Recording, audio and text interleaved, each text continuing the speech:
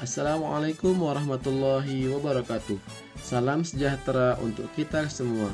Salam guru penggerak, tergerak, bergerak, menggerakkan.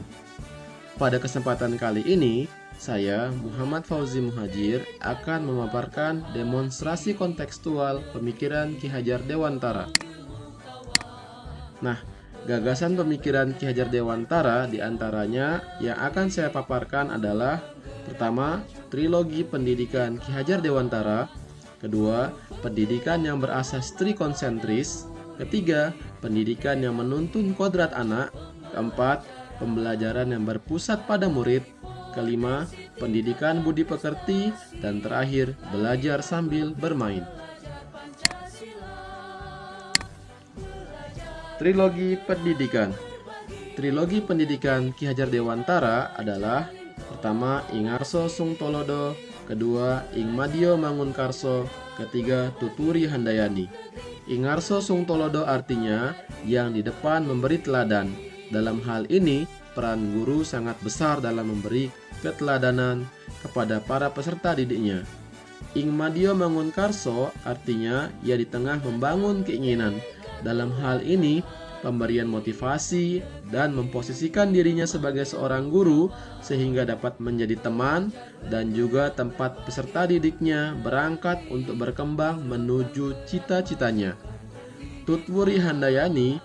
Tutwuri artinya mengikuti dari belakang.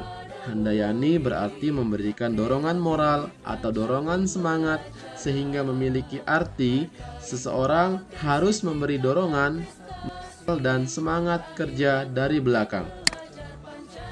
Kedua, pendidikan berasas trikonsentris. Dalam hal ini ada tiga, yakni yang pertama, kontinuitas, artinya tidak melupakan nilai akar budaya. Kedua, konvergensi, artinya pendidikan harus memanusiakan manusia.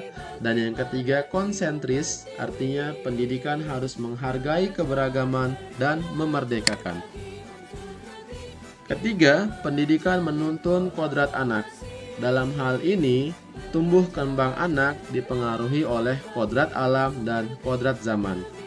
Kodrat alam berkaitan dengan lingkungan alam tempat peserta didik berada, kultur budaya dan keadaan geografis, serta berhubungan juga dengan karakter dasar anak.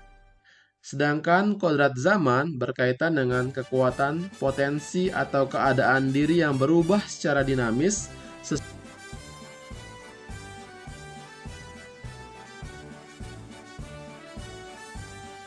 Keempat, pembelajaran yang berpusat pada murid. Nah, pembelajaran yang berpusat pada murid adalah pembelajaran yang dapat mengaktifkan peran murid secara optimal, mengakomodir pilihan belajarnya, memfasilitasi proses kolaborasi dan kooperatif dalam berbagai aspek, seperti murid merumuskan pertanyaan, murid menjawab pertanyaan, murid berdiskusi dalam kelompok, murid memecahkan masalah, murid melaksanakan sebuah proyek. Kelima, pendidikan budi pekerti. Pendidikan budi pekerti adalah ikhtiar guru melengkapi atau membekali murid melalui bimbingan dan pelajaran yang berisi nilai-nilai perilaku manusia yang dapat diukur melalui berbagai norma, seperti norma agama, hukum, norma sosial, dan lain-lain. Yang terakhir, belajar sambil bermain. Nah, dengan belajar sambil bermain, tentunya akan pertama, membantu anak membangun kepercayaan diri. Kedua, mengembangkan kemampuan berbahasa dan berkomunikasi murid. Ketiga, membuat murid belajar berbagai nilai positif. Keempat, mengembangkan kemampuan motorik kasar maupun halus murid. Dan yang kelima, tentunya murid merasa gembira dan aman. Ditutup dengan quotes atau kata-kata dari Ki Hajar Dewantara, yakni permainan anak itulah pendidikan. Demikian demonstrasi kontekstual yang dapat saya sajikan berdasarkan telaah selama modul 1.1 ini, dan saya kaitkan dengan infografis keberadaan aktivitas di sekolah saya. Sekali lagi terima kasih atas dukungan dan salam guru penggerak, tergerak, bergerak, menggerakkan. Wassalamualaikum warahmatullahi wabarakatuh.